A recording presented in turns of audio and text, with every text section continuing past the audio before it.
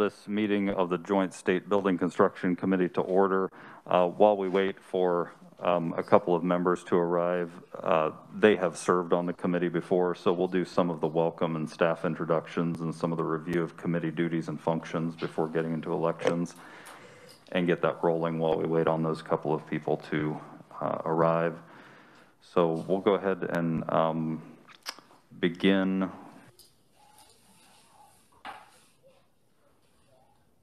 Let's start with staff introductions, if staff would introduce themselves. Mr. Chairman, my name is Merle Riedel. I'm with Legislative Research. I will be the facilitator from Legislative Research for the Joint Committee on State Building Construction. I'm going to pass this on. We've got one member that is joining us online, and that is Martin DeBeer. Martin, if you could introduce yourself, please. Yes, good afternoon. My name is Martin DeBoer, and I will be assisting Merle with this committee, and this will be my second session.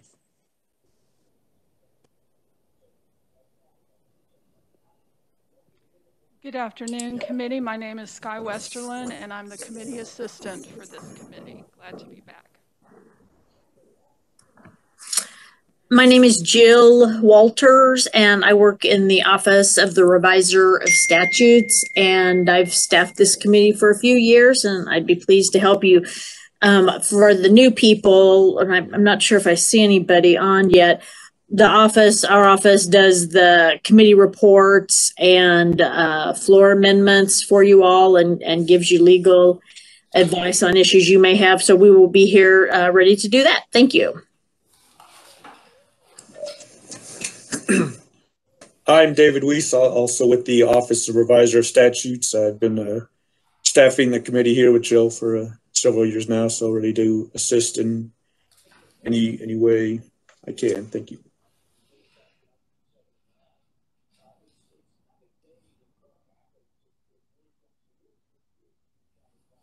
Jill, we'll recognize you to discuss the review of committee duties and functions. Great, thank you, sir. Again, for those listening, this is Jill Walters from the Reviser of Statutes office. What you have before you should be a printed memo, and I think also it will be uploaded online later for everybody who wants to see it. But just to briefly go through this, it is a comprehensive memo, and I'll just hit the highlights. So there'll be 10 committee members. There were 5 from the Senate, 5 from the House, the Senate President, the Senate Minority Leader, the Speaker of the House, and the House Minority Leader each appoint 2 members. And then the chairs of Ways and Means and House Appropriations serve on the committee if they want to, but they also have the ability to designate the chairs of Ways and Means and House Appropriations can designate somebody else to sit on the committee, and it would be a member of the committee appointed by the chair. Your terms of office are for 2 years, starting the first day of the session in odd number years. The chair and vice chair are elected by the members of the committee. And if this is an odd number year, and so the statute specifically says in odd number years that it will be a chair from the House of Representatives and the vice chair would be from the Senate. So that's what would be going on in odd numbered years. A quorum is a joint, a quorum is 6 members of the joint committee, excuse me. And then all actions of the joint committee are taken by a majority of all the members. You can meet anywhere in Kansas on the call of the chair, and you're authorized as a committee to introduce legislation.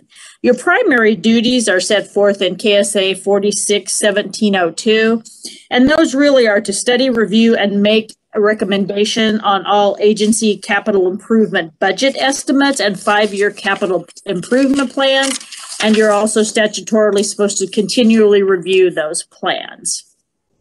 You're also study the progress and results of all capital improvement projects for construction, major repair, and improvements of buildings for the state agency. Then each state agency budget estimate for capital improvements is also submitted to you, and there are certain exceptions that are listed in the memo. Another thing that you review is monthly reports from the Secretary of Administration on capital improvement projects, and that also includes change orders and change in plans. And prior to the Secretary of Administration authorizing any change in plans that costs more than $125,000, the Secretary has to review and advise you all as a committee on those plans. Now, there is a provision in the statutes that if you're not meeting for 10 days, then there's a process whereby the Secretary notifies you all. And then if 2 members want to have a meeting will be called. But if after reviewing the plans, you as members determine that there's no need for you to have a meeting and discuss, it actually will be deemed approved. But if 2 of you decide you want to have a meeting on it, then it cannot be approved and go forward until you have a meeting.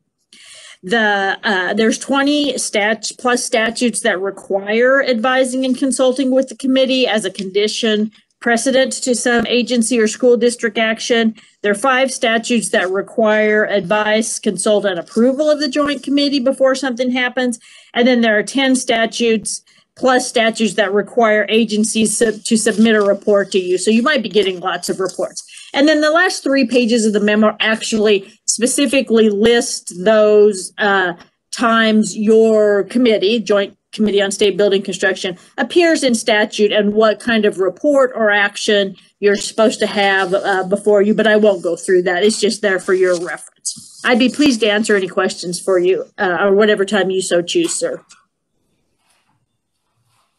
Thank you, Jill. Does anyone have any questions? Seeing none?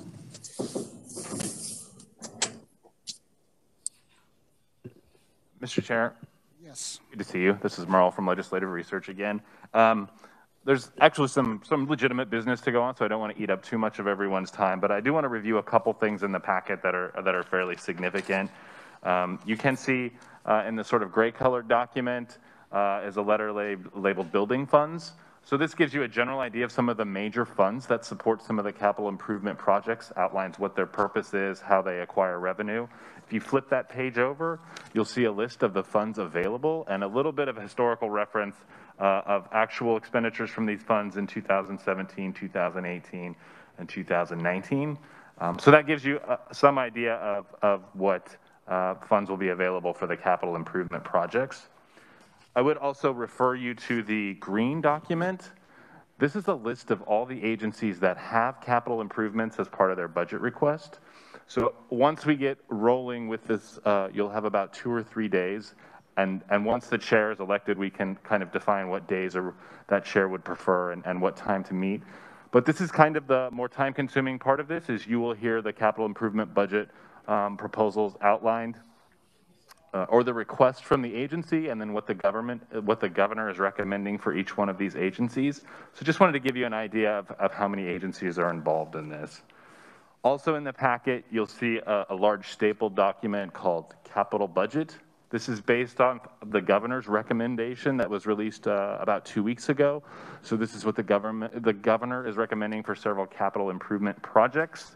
So this gives you an idea of some of the projects that you will hear about when we do the budget hearings for the agencies. A similar document from the governor's recommendation is called Debt Service. So this outlines some of the governor's plans related to debt for some of these capital improvement projects. But I just wanted to outline those a little bit because I hate giving people documents and packets and they really have no idea what they're referencing. So that's all I have, sir, unless anyone has questions. Thank you, Merle. Anyone have any questions for Merle? Representative Humphreys. Thank you. I just would like to say thank you for giving us paper. I know we're trying to do more paperless, but when we're talking budgets and numbers, I'm constantly taking notes. And so thank you. I hope we can continue to have paper because I find it really helpful in committees like this when I need to be marking things down. So thank you. I would also add, Mr. Chairman, that this testimony is available online as well right now. So perfect world, we're trying to hit both marks, provide people printed, and for our members that are online, the testimony can also be accessed from the legislative website. And I just recently emailed those documents to all those members with a link. Thank you, Merle. Jill, were you completed with your directions and explanations of what goes on in this committee, or? Yes, sir. I had completed that and had stood for questions, excuse me. Okay. So unless you need anything else, yeah. Okay, thank you. So the next item on the agenda is the election of the committee leadership.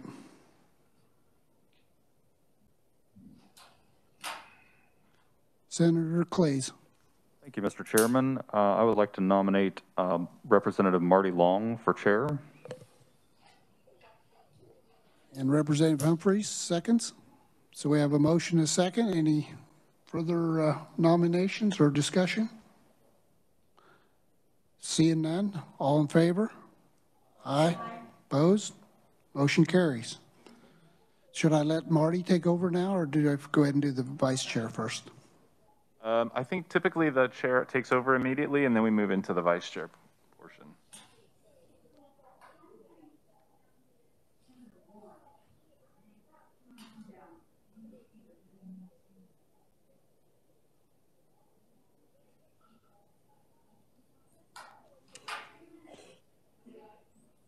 Thank you. So we'll continue with our elections of officers. We're needing a motion for a vice chair. Mr. Chairman, I would move that nominate Senator Rick Billinger as vice chair. Okay, we have a nomination for Senator Billinger as vice chair. Senator Hawk seconds. Is there any other nominees for discussion? If not, all in favor of Senator Billinger for vice chair, say aye. Aye. Those opposed, say no. Motion carries.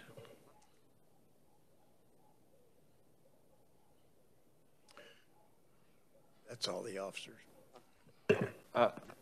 It's not statutorily required for a vice chair, but I think that has, sorry, not vice chair, ranking minority member. It's not required in statute. Sometimes that has happened in the past. I think that's up to the committee.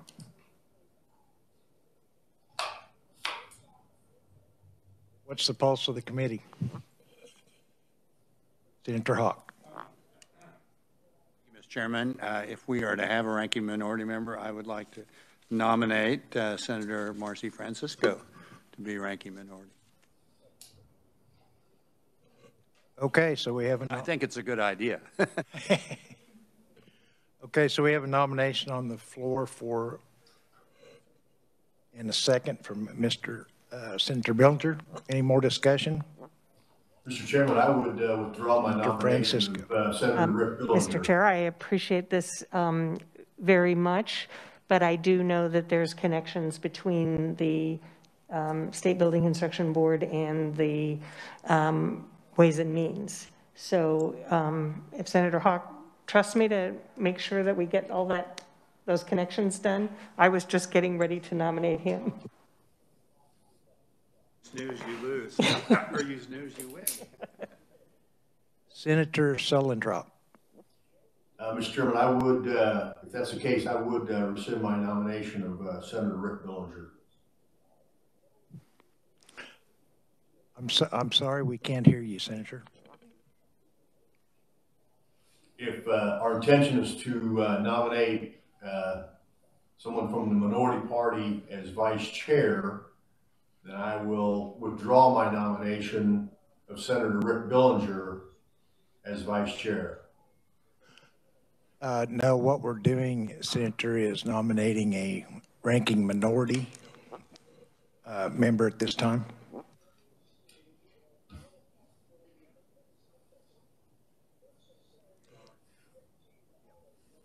Yes, Senator Billinger's been elected vice chair, and we're looking for nominations for ranking minority.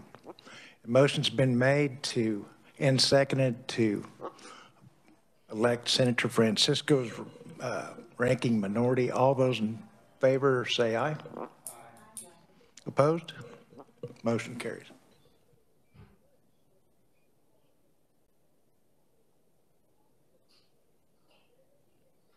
So continuing on with our presentations today, we have a presentation on lease agreements from the Department of Revenue. Bobby Kosmala.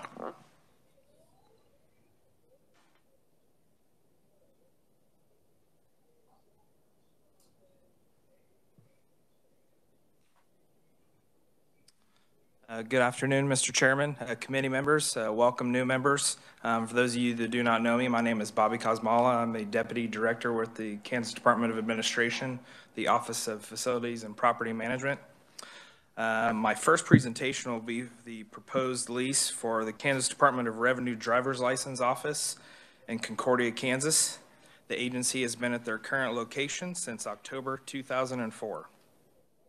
An RFP was released in October 2018 by the Department of Revenue and the Department of Administration, although no adequate bids were received. The department continued to search for other options and found the location being presented today at 1572 Lincoln Street. The new lease will be for 840 square feet for a term of 10 years at a rate of $8.57 for the first 5 years and $9.22 for years 6 through 10. The space is being built out according to KDOR's, or the Department of Revenue's, specifications to provide a better driver's license office to the public.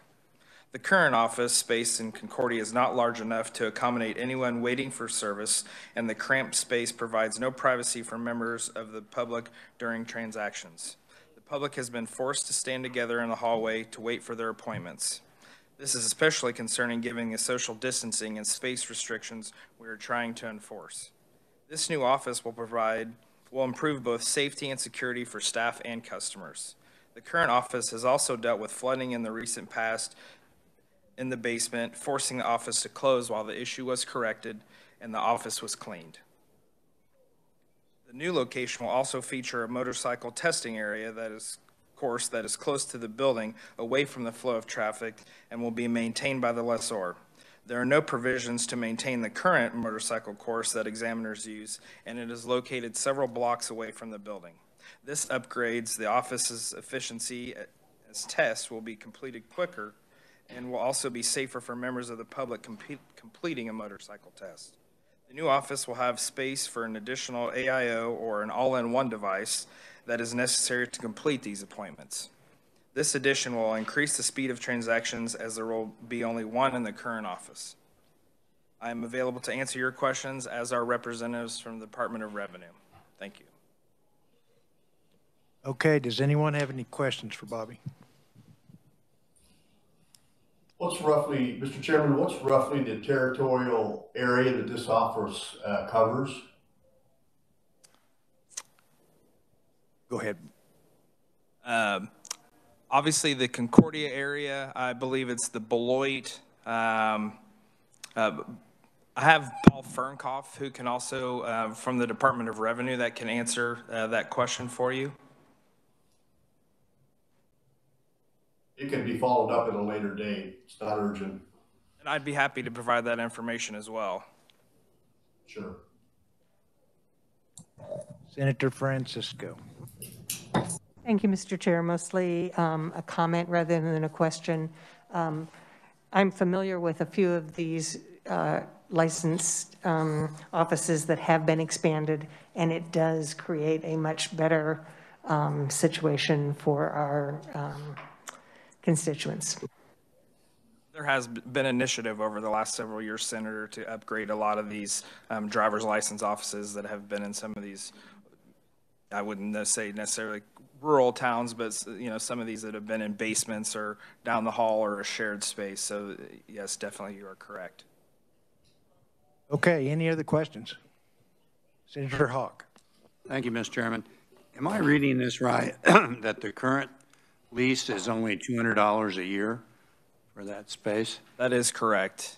It is a shared space and with down in the basement of the airport authority. Gotcha. What a good deal that was. So thank you, Mr. Chairman. Any more questions? If not, Bobby, do you have another presentation? Yes, I do. Go ahead.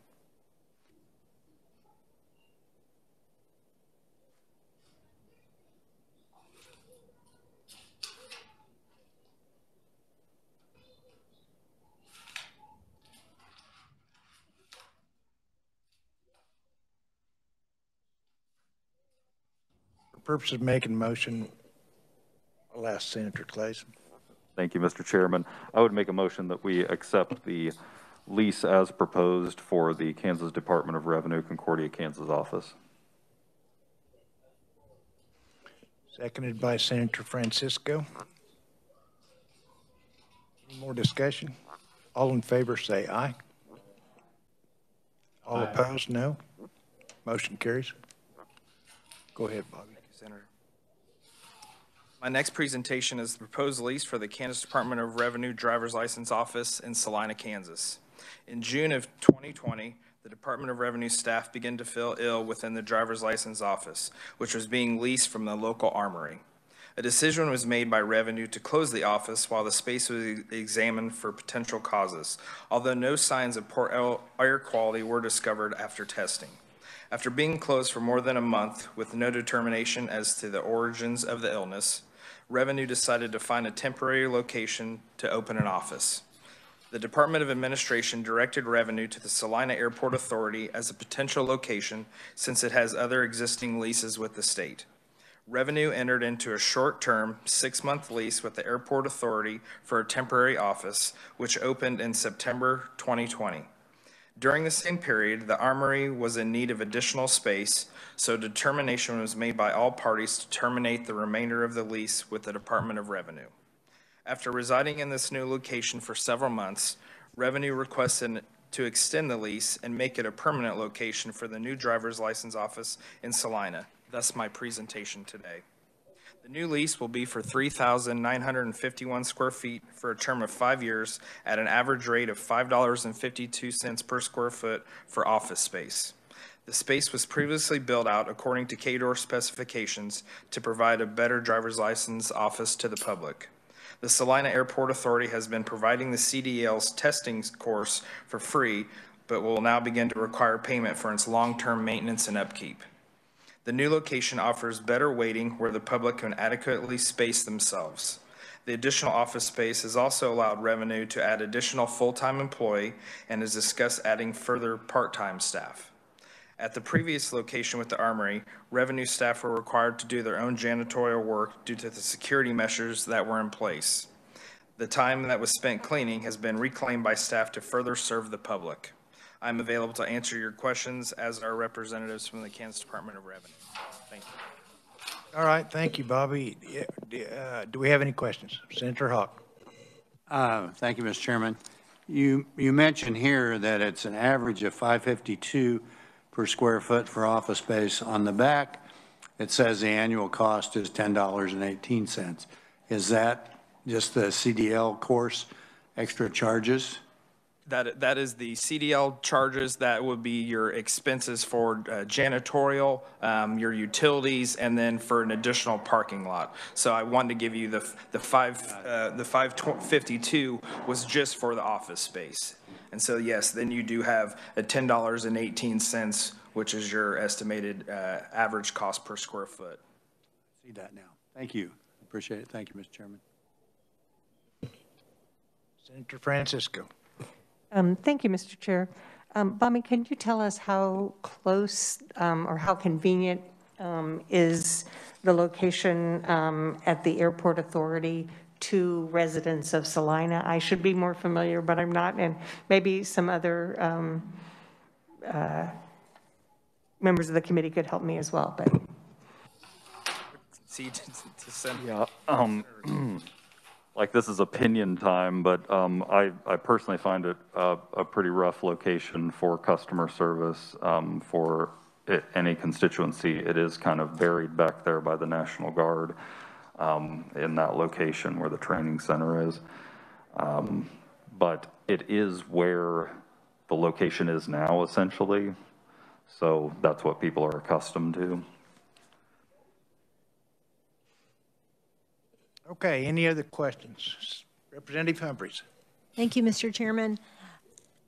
I'm just looking at the space, the office space, the square footage. So it's really, more than doubling. And then I looked at what they have in Concordia. So I'm not really accustomed to what the normal square footage would be for, but part of the cost being so much more for this one is because it's a much larger spot. So Just curious on your thoughts about that.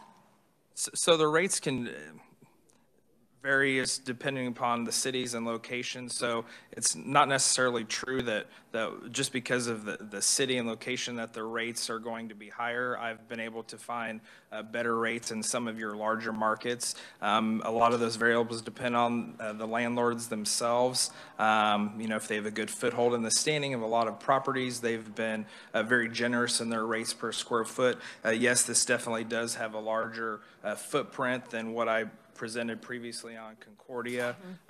They have more staff at this location. They have 6, and they're looking at adding more, whereas the Concordia location just has 2. So they have that. They may also be looking to adding taxation at that location, which also adds additional staff at that spot. So moving some people over from somewhere else to that spot, the tax people, you're saying? No, they don't, but I'm saying they might add additional staff being that taxation, so they may potentially need that additional space that they have at the current, or at the new location. Okay, thank you, Mr. Chairman. Okay, do we have any questions from WebEx?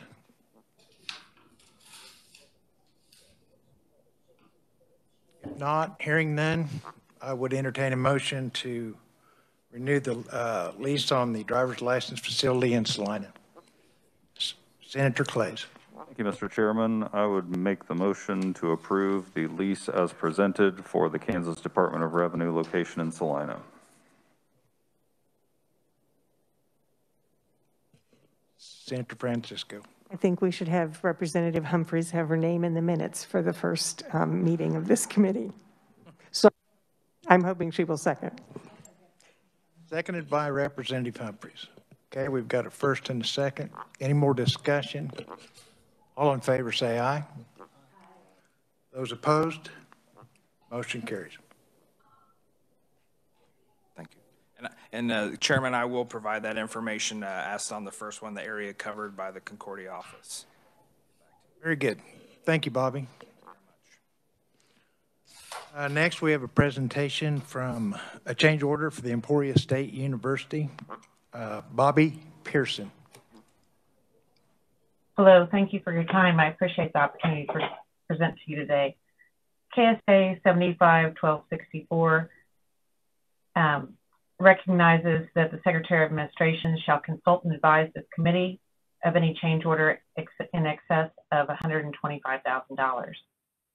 Emporia State has presented a change order request for the Crossover Family Tennis Complex in the amount of $272,824 to address conditions encountered during the excavation for new building construction. Let me note that the original contract sum for this construction is $3,164,009. The geotechnical engineering report was included in the bid document, and there were unit prices established within that bid form, anticipating unsuitable fill within the building footprint and bedrock near foundation bearing elevation. Due to the substantial quantities encountered, associated cost of change order request is considerable. So while the change order unit prices are